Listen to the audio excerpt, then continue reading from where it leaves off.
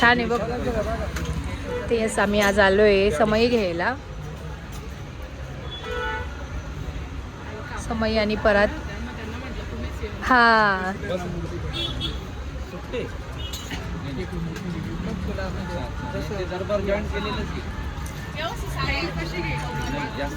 बऱ्याचशा बघितल्या आम्ही आणि परत पण बघतोय. आणि आमच्याकडे समई परत वगैरे दिलं जातं लग्नामध्ये मुलीला, ते घेण्यासाठी आलो आहे.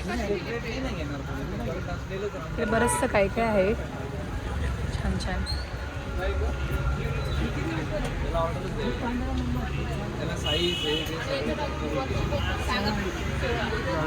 आणि साक्षीताईची सासूबाई म्हणजे आत्या आलेल्याच होत्या गावात, तर मग त्या पण आल्या आणि आम्ही पण होतो इकडेच. तर मग म्हटलं चला ती वस्तू घेऊन घेऊ.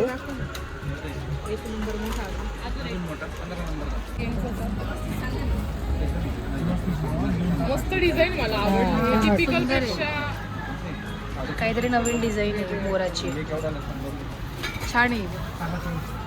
त्याच्यापेक्षा एक साईज मोठी बघायची. बघून घे ना कशी आहे.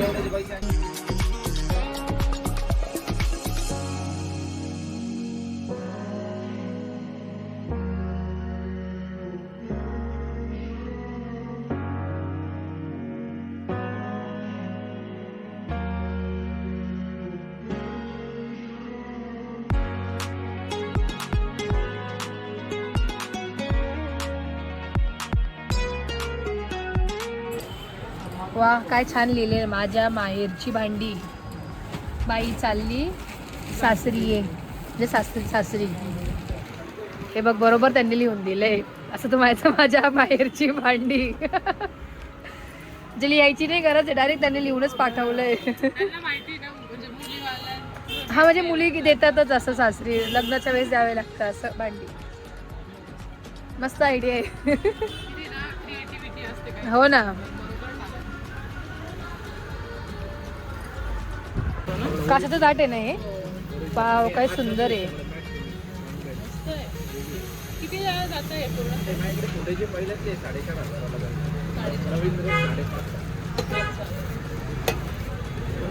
पूर्ण सेट आहे ना हा. सुंदर आहे ना देवाला नैवेद्यासाठी.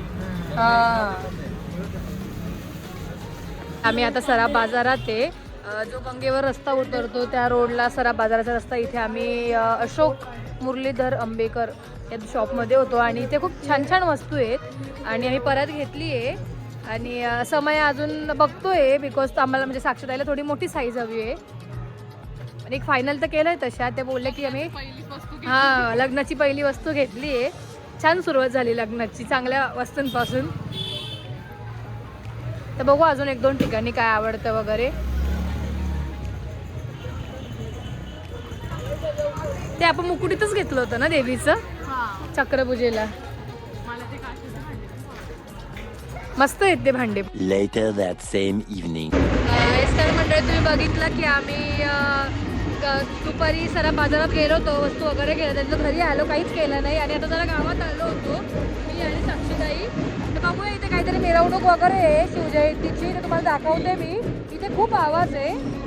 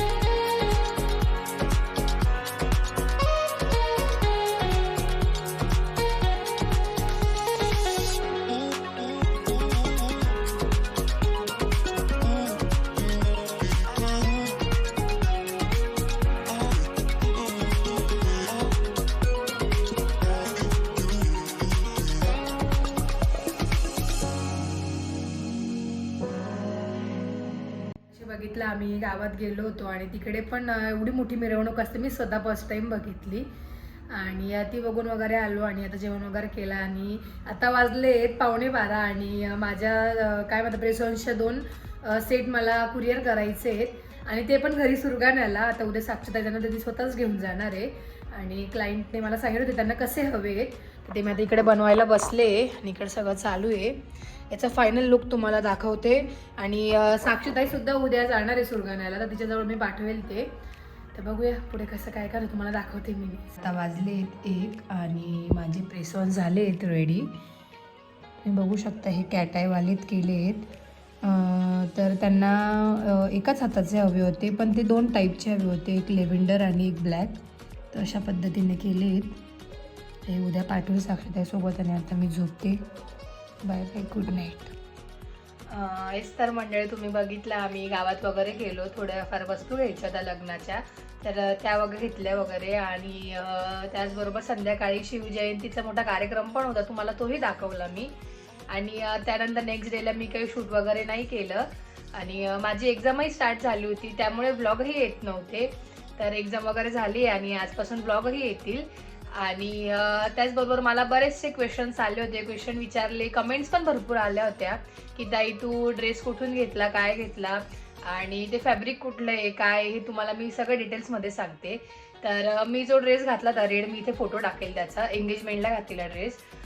त्याचं जे फॅब्रिक होतं ते स्कुबा फॅब्रिक होतं आणि जर तुम्हाला जर तसं फॅब्रिक घ्यायचं असेल तर तुम्ही जर तिथे जर फोटो दाखवला ॲज अ रेफरन्स म्हणून तर ते तो फॅब्रिक तुम्हाला नक्कीच देतील.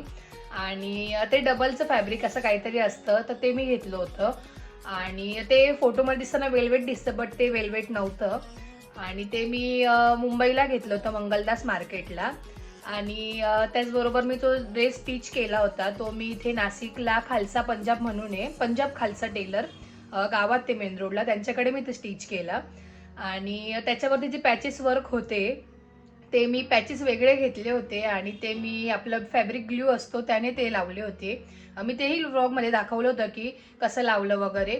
तर ते मी फॅब्रिक ग्लूने लावले होते आणि ते जे पॅचेस होते ते मुंबईला घेतले होते, जरीवाला मार्केट म्हणून आहे आणि ते जिजूंनीही व्लॉगमध्ये सांगितलं आहे तर तिथून घेतलं होतं. आणि अशा पद्धतीनं तो छान असा ड्रेस स्टिच केला होता आणि त्याचा जो दुपट्टा होता त्याचं वेगळं नेट घेतलं होतं आणि त्याला जी लेस लावली होती ती लेस म्हणजे त्याला अशी बाहेरून पूर्ण काय म्हणतात शिवून घेतली होती आणि ते मी वेगळ्या ठिकाणी केलं. आणि बस एवढंच होतं. आणि ज्वेलरी जी तुम्ही बघितली होती मला जशी हवी तशी ज्वेलरी पण त्यावर मिळाली होती तर ती मी फेस ऑफ ब्युटीमधून घेतली होती. त्याचं बी इंस्टाग्राम पेज टाकेल मी आणि त्यांच्याकडे खूप खूप सुंदर सुंदर ज्वेलरीज आहेत आणि तुम्हाला हवी तशी ज्वेलरी तुमच्या आउटफिटवर मिळेल. आणि मला मेहंदी रिलेटेड पण बरेच कमेंट्स आल्या होत्या की ताई मेहंदी कोणी काढली, तर मी तेव्हाही सांगितलं होतं माझी फ्रेंड आहे अंकिता आणि अनुष्का, त्या दोघींनी मेहंदी काढली होती. त्यांचं इंस्टाग्राम पेज आहे मी ते टाकेल.